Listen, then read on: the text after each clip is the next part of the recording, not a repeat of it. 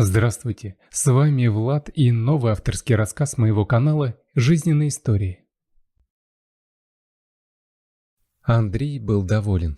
Дом ему понравился. И от города недалеко, и место хорошее, и еще не совсем цивилизация испорчена. Хотя цивилизация в поселке уже есть. Рядом с обычными деревянными домиками стоят двухэтажные добротные дома со всеми коммуникациями. В общем, все именно так, как он и хотел. Этот дом был не первым, который он просматривал. И вообще, Андрей уже начал отчаиваться, что ничего подходящего не найдет, что все уже разобрано. Люди заранее побеспокоились о том, чтобы иметь место для релакса. А Андрею все некогда было. То любовь-морковь, то карьера. А тут старшая медсестра его отделения пригласила всех на юбилей. Он сначала хотел отказаться, а потом подумал, съездит чисто ради уважения, потому что Жанна Валерьевна была очень ценным работником. Приехал на дачу, где проходил праздник, и просто влюбился. Все гуляли, а он хвостом за ней ходил и выспрашивал, сколько стоит, какой дом нужно искать, что лучше, озеро или речка. В конце концов Жанна Валерьевна рассмеялась. «Андрей Михайлович, уж не решили и вы дачу заиметь?» «А может быть и решил». «Ой, вам-то она зачем? Семьи нет, детей нет, вы себя там выгуливать собрались». Андрей даже обиделся. А хоть бы и себя. Разве не хочется иногда тишины и покоя? Жанна Валерьевна смутилась. «Да вы же живете на работе, а за домом смотреть нужно». «А я перестану жить. Буду каждые выходные ездить туда и собаку заведу». «Ой, пожалейте, бедное животное». Вроде бы поговорили, а вроде бы и пошутили. Но Андрей загорелся. Деньги у него были, поэтому он был уверен, что быстро купит дом. Но надежды не оправдались. Дом пришлось искать почти 2 месяца. Причем к концу поисков этим занималось уже все отделение. Он с улыбкой посматривал по сторонам. Да, и не скажешь, что совсем рядом город. Чисто так, зелено все. Андрей вдруг вспомнил, что где-то здесь есть озеро, чуть в стороне от дороги. Ну как чуть, километров 10 вроде. Они с сокурсниками отмечали на нем получение дипломов. Ох, и оторвались они тогда. Лихо погуляли, с девчонками деревенскими зажгли.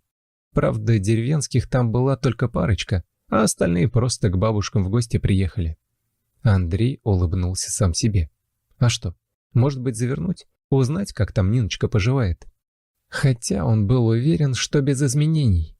Все такая же правильная, по утрам корову доит и ждет настоящего женского счастья. Как она ему тогда говорила? «Андрюшенька, вот все мои подруги поехали счастье в город искать, а я считаю, что если человеку суждено быть счастливым, то не нужно никуда ехать. Счастье само тебя найдет. Вот понимаешь, как 2 половинки, которые обязательно должны встретиться. Ну, как мы с тобой». Андрей в темноте сарая ухмыльнулся, но так, чтобы Нина не видела. «Конечно, Нина, ты во всем права». Нина прижалась к нему и тихонько засопела.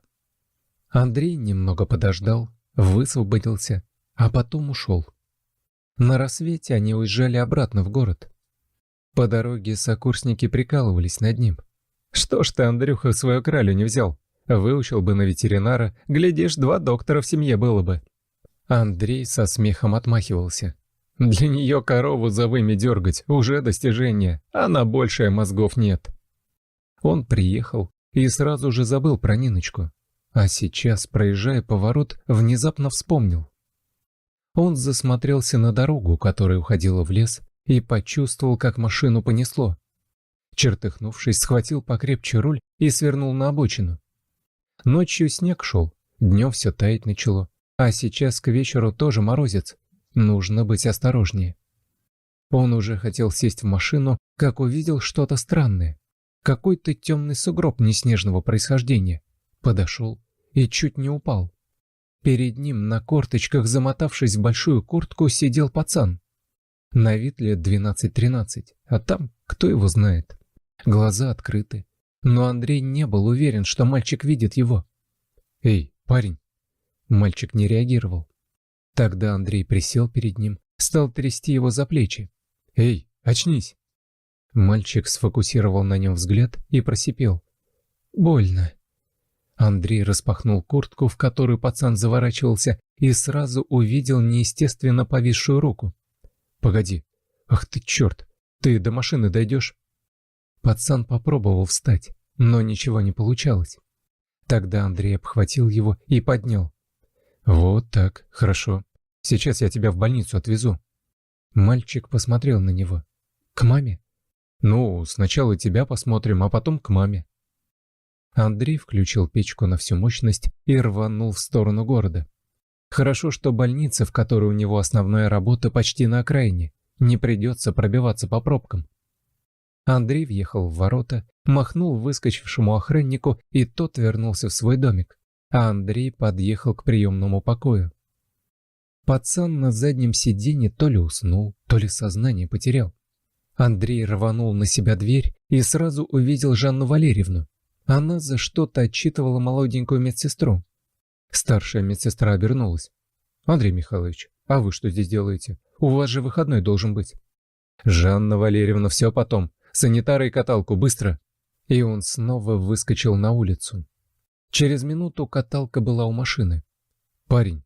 Эй, парень!» Но мальчик снова не реагировал на него. «Так, я сейчас из машины его достану, а ты держи каталку». Санитар согласно кивнул. Андрей взял на руки мальчишку и почувствовал, какой он худенький. Когда он его положил, мальчик открыл глаза. Он осмотрелся. «Это больница?» «Точно, она самая». «А моя мама, наверное, здесь?» «Возможно, мы потом все узнаем, а пока нужно осмотреть тебя». Мальчик вздохнул. «Я нормально, только вот с рукой что-то». «Вот мы и посмотрим». Жанна Валерьевна ждала в приемном. «Дежурного вызывать или вы сами?» «Сам справлюсь. Снимок руки быстро. Хотя тут и без снимка все понятно. Вы везите, а я пока тут приготовлю». Когда мальчика привезли обратно, Андрей уже был в халате и в перчатках. «Ну, что тут у нас?» «Ого, 2 перелома? Как это тебя угораздило?»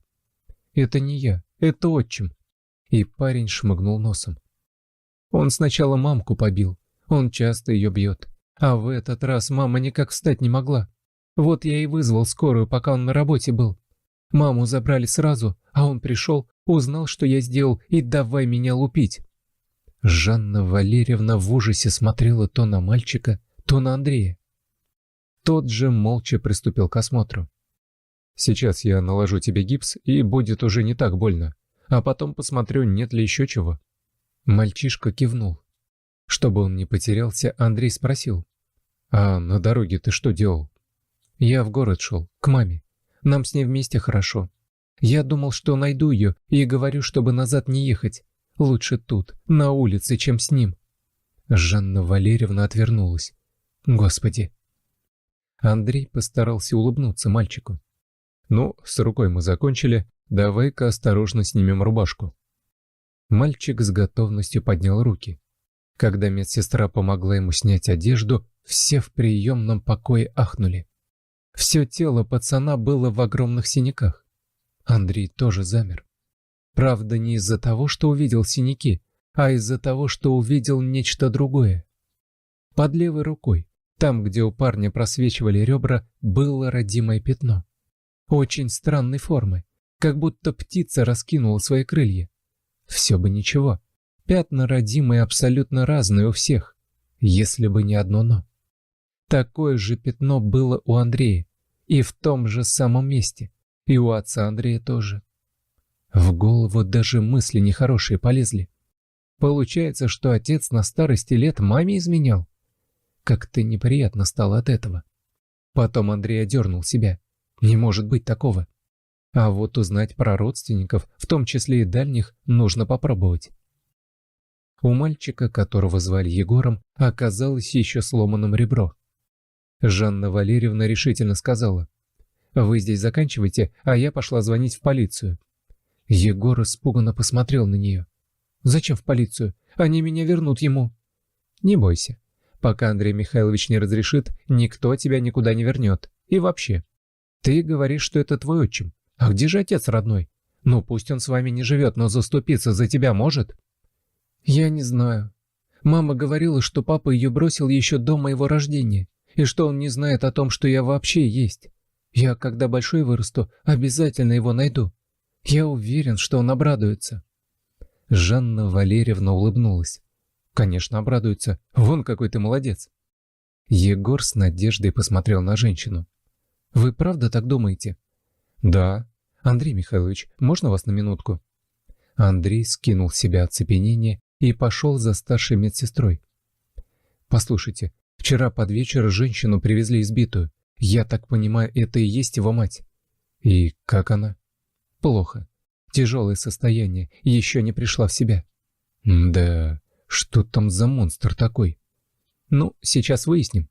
Вчера приходил полицейский, весь такой важный. Говорит, пока она не умрет или заявление не напишет, они ничего не могут. Сейчас я их на уши поставлю. Теперь ребенок пострадал, а можно было этого избежать». Полицейские в этот раз к делу подошли более серьезно. Опросив мальчика, куда-то звонили, а потом и сами заглянули в кабинет к Андрею. «Если можно, сообщите нам, когда придет в себя его мать. Мужика этого мы, конечно, сейчас закроем, но было бы лучше, чтобы и она написала заявление». «Хорошо, конечно. Вы закончили с ребенком?» «Да, его Жанна Валерьевна в палату повела». Андрей пошел в палату. Егор сидел на кровати. Он обрадовался, когда увидел Андрея. «Дяденька доктор, пожалуйста, разрешите мне маму увидеть». «Понимаешь, Егор, тут такое дело. Очень маме твоей плохо.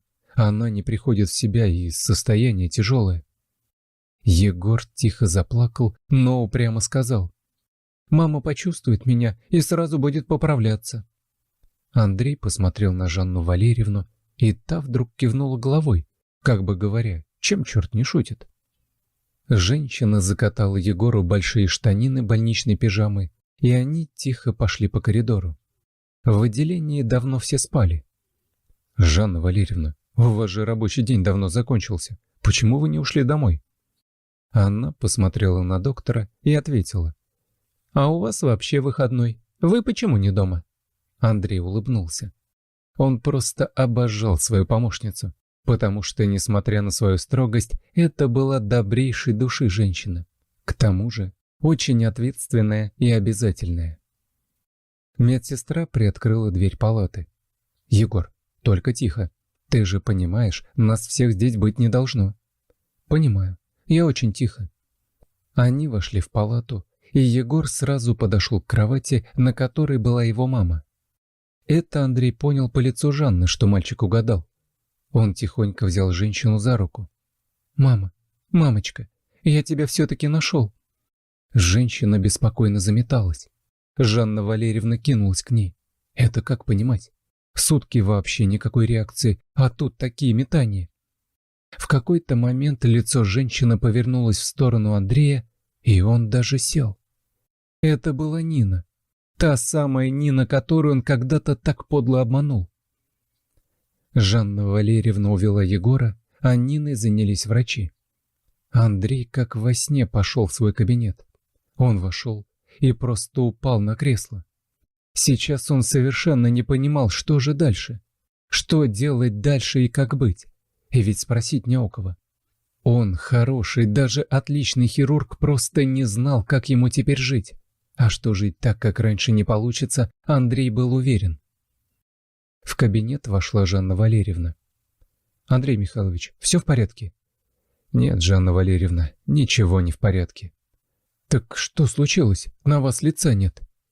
«Жанна Валерьевна, я не знаю, что мне делать. Этот мальчик, Егорка, судя по всему, мой сын. Когда-то я очень некрасиво поступил с его матерью, но я ведь и не знал, что у нее родился он». Жанна Валерьевна смотрела на него огромными глазами. Потом спросила: «Сам-то ты что чувствуешь? Чего хочешь?» «Я не знаю. Помочь? Не знаю». «Ну так помоги. Тебя же никто не заставляет жениться на его матери, а парню помочь. Да и страдает он без отца.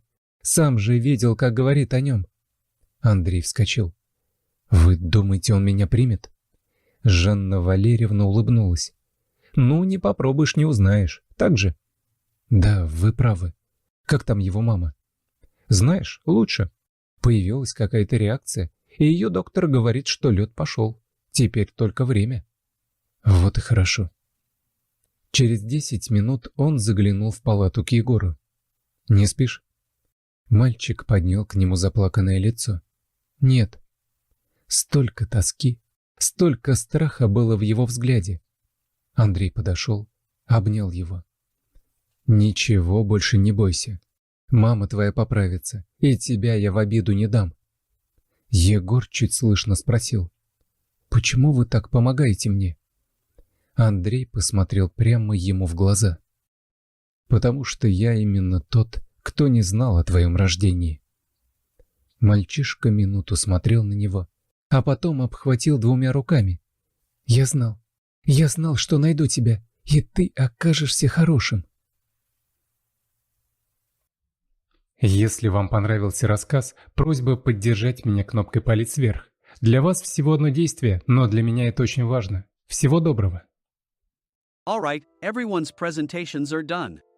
Nick, the manager, said as he tried to move the discussion forward.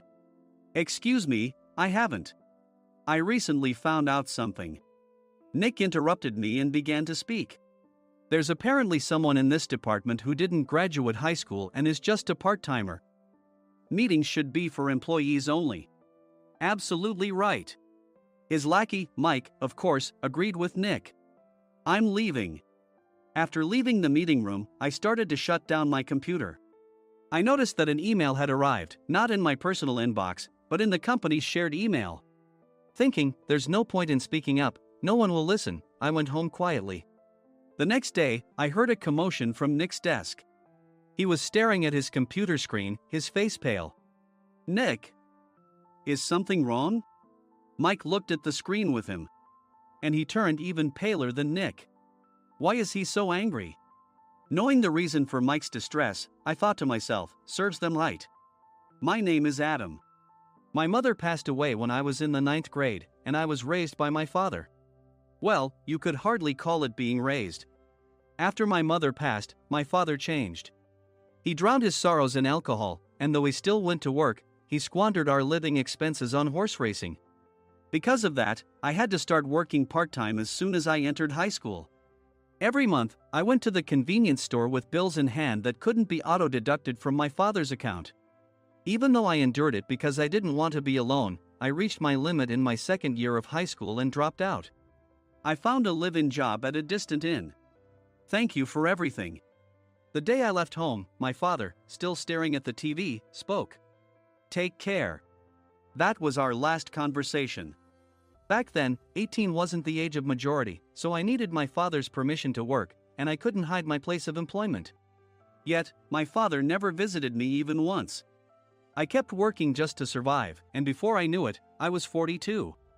Years of hard work paid off, and I was transferred to the headquarters. I was thrilled to be recognized by the company, as I thought I'd be working in the field until retirement due to my lack of formal education. Listen up. Our work can change the future of our employees. Don't drag us down. On my first day after the transfer, Nick, dressed in an expensive suit, spoke sternly. There was a reason for this.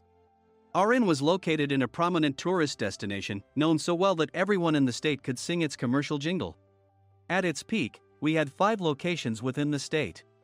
But that was long ago. Due to financial difficulties and aging facilities, only the place where I had worked for many years and the original establishment remained. I was prepared to lose my job anytime, but now there was a glimmer of hope. With the rise of social media, the tourist area where the inn was located started gaining attention again. Depending on how hard the sales department, where I was transferred, worked, we could either thrive or be forced to give up this prime location to the new hotel chains continuously popping up. For Nick, who had switched careers from another industry to strengthen our sales, this was a battle he couldn't afford to lose. I understood why he had to be strict. I will do my best. Nick sneered at my enthusiastic declaration. Did you not hear what I said? I'm sorry. I thought I was listening carefully. Out of habit from years of customer service, I apologized reflexively, though I had no idea what had offended him. Someone was watching me with a smirk. In this department, there are those who are expected to excel and those who have been shoved here because they have nowhere else to go. You are the latter. It was Mike, the section chief. He's 7 years younger, at 35. But he was called to headquarters much earlier than I was and had been moving around within the headquarters ever since. I'm not jealous, but I can't accept that he's my boss. Graduating from a prestigious university, he has an unusually high pride and caused many problems as a newbie, making things very difficult for me when I was the front desk leader. When I found out Mike was transferred to the sales department a month before me, I was disheartened. Mike is right. With just a middle school diploma, there's not much you can do. Don't even think about achieving results. As if I didn't exist, Nick remarked, I'm thirsty. Mike eagerly ran to the coffee maker. It seems Mike is Nick's lackey. I regretted being happy about my transfer to headquarters, wishing I had stayed on site forever. Send a direct mail to every company on this list by the end of the day. Nick only assigned me tasks that even a new graduate could handle. What? There are over 1,000 companies. You want me to send to all of them by today? Yes, if you and your fellow misfits split the work, even those with nowhere else to go should finish by today. I glanced at the employees typing away expressionlessly. They were worn out from customer service, only thinking about leaving on time, or were women reassigned after having children, with zero motivation for work. Even Sam, a new graduate from the same university as Mike, who was supposed to be among the expected achievers, had no enthusiasm for the job, having joined the company wanting to do customer service. I don't care what they say, I plan to quit anytime, he said. Only Nick and Mike were highly motivated, making all the decisions between the two of them. I originally only wanted to work at the inn to survive and had no particular attachment to this job. I swallowed my words, thinking I had no right to reprimand them. About a month after the transfer, Nick told us with a frustrated look. To commemorate the 50th anniversary, we've decided to create a plan exclusive for one group per day. Originally, Mike and I were supposed to come up with it, but our president, Mr. Thompson, insists on hearing everyone's opinions. So, you all get a chance. As Nick explained, Mike began handing out prints. Make sure not to embarrass Nick. If your ideas are half-baked, you'll have to redo them. It seemed that they had printed his handwritten notes by Mr. Thompson, which included several questions and a section for free responses. It made sense why Nick had to seek our input, given that all responses had to be submitted to Mr. Thompson. We were given a week to think about it, and a meeting was scheduled to compile our ideas. My plan is to let guests enjoy both the old and modern America. Nick began the presentations. Guests would watch a master confectioner at a nearby traditional sweet shop make sweets in front of them. The welcome drink would be premium tea in a bottle. Nick's plan was certainly attractive. After his presentation, Nick called on us to present in the order we were seated. Just as I stood up for my turn. All right, everyone's presentations are done. Excuse me, I haven't. I recently found out something. Nick interrupted me. There's someone in this department who didn't graduate high school and is just a part-timer. He was likely talking about me. I joined the company as a part-timer and was made a full-time employee when I turned 20. That was 20 years ago, so Nick and Mike probably had no chance to know until recently. Meetings should be for employees only. Absolutely right. After that, Nick kept creating opportunities to solicit everyone's opinions, purposefully excluding me from speaking. The meeting unexpectedly heated up and went past the scheduled end time. A few people asked to leave, and the discussion continued with the remaining few. Still here? Normally, you'd leave in that situation. Though I had no attachment to the job initially, hearing kind words from customers made me want to make them happier. For someone like me, with nowhere to go, the inn was my home and customer service was my life. I felt pathetic about my current self. I'm leaving. I left the conference room and started shutting down my computer. I noticed an email had arrived, not in my personal inbox, but in the company's shared email.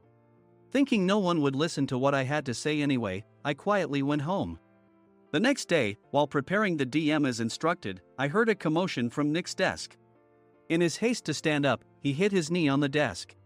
He stared at his computer screen, his face pale. Nick! What's wrong? Mike, thinking he should be the first to rush over, approached Nick while still wearing his coat. He peered at the screen with Nick. and he turned even paler than Nick. Why is he so angry? Who is responsible for this company? Nick, more irritated than ever, asked, and Mike answered without checking. Probably Sam. Sam wasn't there because he was attending a morning training session for new hires. Nick gave up on getting angry and returned his gaze to the screen.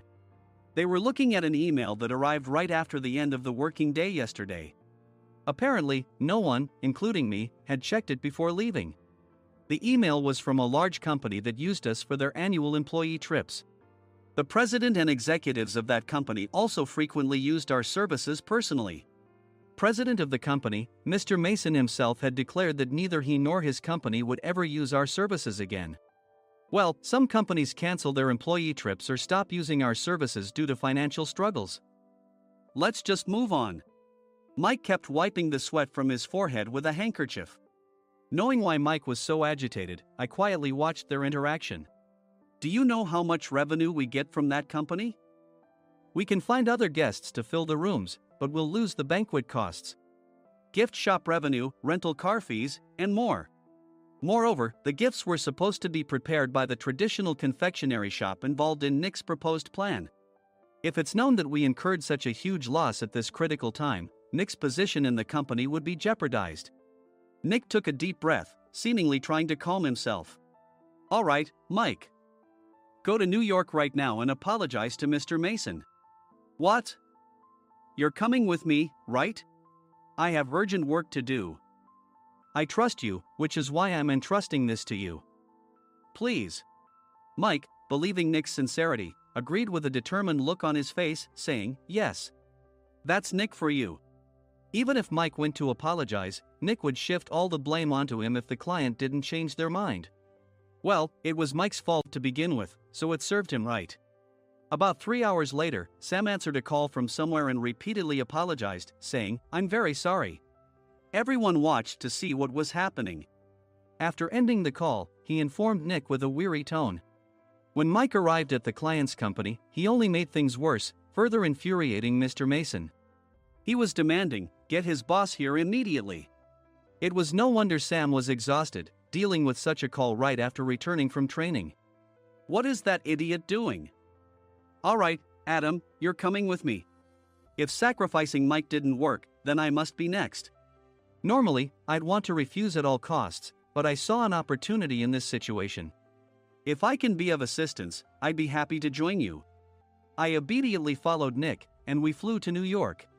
When we introduced ourselves at the reception, it became clear how serious the situation was, as the receptionist personally escorted us to the president's office. Angry voices leaked through the door, making both Nick and me uneasy. Excuse me. I'm Nick, the supervisor. I understand my subordinate has caused you trouble, and I deeply apologize. Nick, with his experience in the corporate world, knew enough to offer an apology before excuses. However, his customer service skills left much to be desired. I sighed as I saw Mike trembling like a small dog in the corner of the room. What kind of training are you giving your subordinates? Mr. Mason glared at Nick with a red face. The intensity of his gaze made even Nick take a step back. Regrettably, I joined this company only 2 years ago and was unaware of Mike's issues. I should have identified his shortcomings sooner. Indeed. I should have realized sooner. No sensible person would come to apologize and then give a lengthy presentation on the drawbacks of not using their in. Nick froze, his mouth slightly open. Suspecting the worst, I picked up the documents that had fallen to the floor. It seemed Mike hastily prepared these documents on the plane, listing the disadvantages. Disadvantage 1: if you change the venue for the company trip, employees might suspect it's for cost-cutting reasons, leading to a negative impression.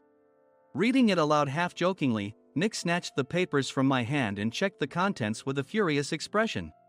Among the stack of documents was a receipt from a nearby convenience store's copy machine. I felt a pang of dread, hoping he hadn't shown the receipt as well. What do you think he said when I asked what kind of nerve he had to do this? I'm very sorry.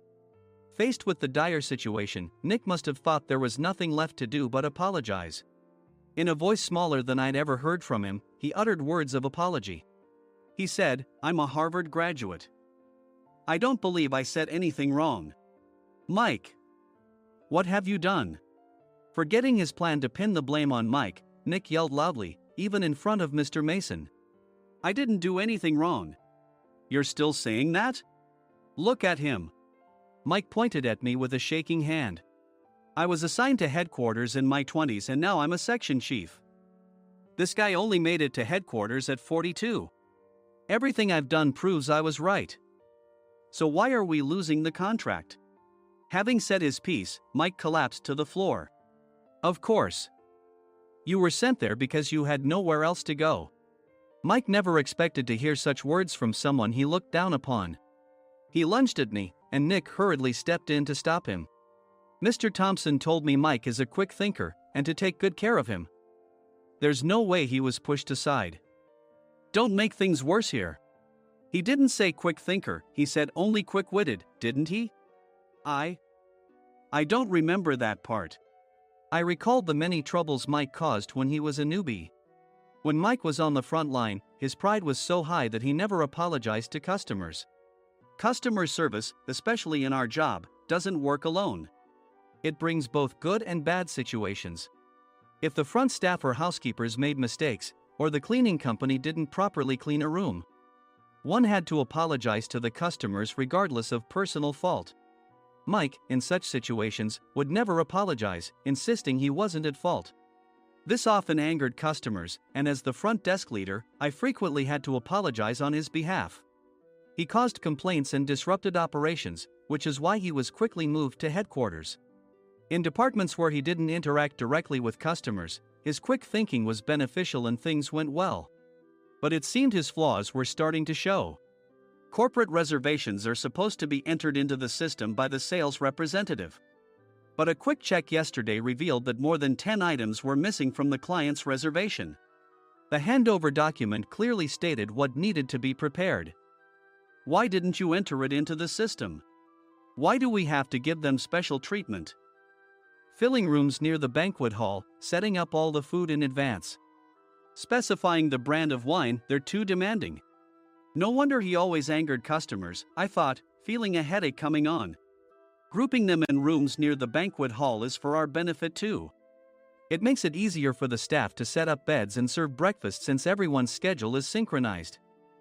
As for the other requests, Mr. Mason suggested them to lighten our load. I didn't know that.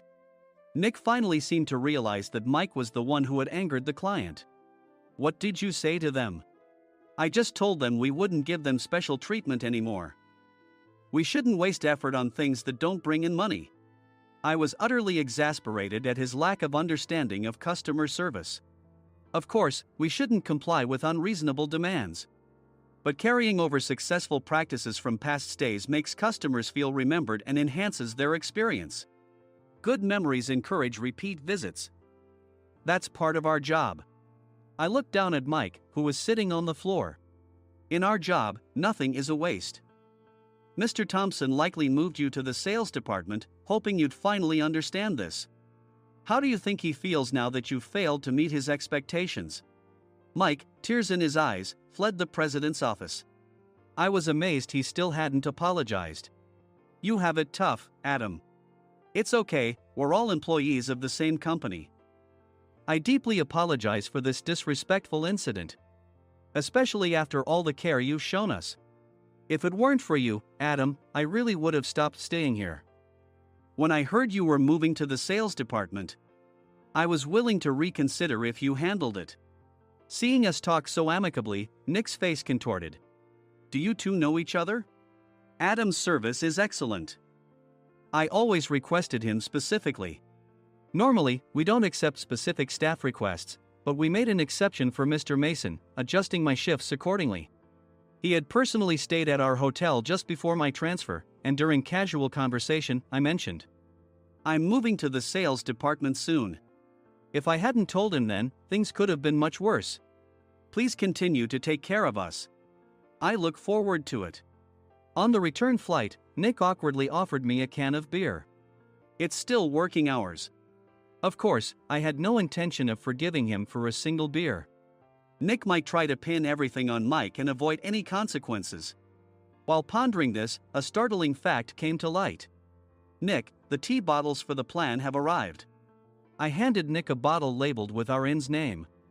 They look good. What are you talking about? These are plastic bottles. I had assumed we would use the trendy, high-end bottling tea. But what arrived were ordinary plastic bottles of tea with customized labels. The only unique aspect was the label, which had the inn's name, making it look customized. Upon further investigation, I discovered that a substantial amount of money was set to be paid to the tea company. It was priced like bottling tea. Does this plastic bottle really cost $100 each? The tea inside is specially blended for us. The extra cost is for that. Wouldn't it be better to use another tea company? Or is there a specific reason we must use this one? As Nick continued to make excuses, I showed him a printed email. I informed the tea company's president, Mr. Mitchell, that we discovered irregular payments and he confessed. He said you two were high school classmates and planned to split the extra money. That idiot. Why did he confess? That's not important. You should worry about yourself, this could turn into a police matter. Opening the bottle cap, I suggested. How about calming down with this tea? It supposedly has a relaxing effect. Nick drank the tea frantically. In the following days, decisions were made about their fates. Mike was reassigned to the General Affairs Department, with no chance of transfer or promotion, as per Mr. Thompson's orders. As for Nick, since the payment to the tea company hadn't yet been made, he narrowly avoided legal trouble. Instead, he was encouraged to leave the company, and to avoid further complications, Nick submitted his resignation. Rumor has it that connections between HR departments have made it difficult for him to find new employment. Even though it was good to have those two gone, something unexpected happened in the sales department. Everyone became motivated and united in refining the 50th anniversary plan. In the end, my plan was adopted. We collaborated with the Tourist Information Center to provide personalized guides. The plan, tailored to the number of guests, was truly special for the 50th anniversary. Hey, is Adam's family coming to stay? I immediately booked that special plan for my family. Sam noticed it on the reservation list and quickly picked up on it. Yes, I'm inviting my father. That's great. I might invite my parents too. I lacked the courage to face my father just as Adam. But here, with the confidence Mr. Mason praised, I felt ready. The 50th anniversary plan was a perfect opportunity to reconnect with my father. I hoped to bring back the days when we could laugh together as we once did.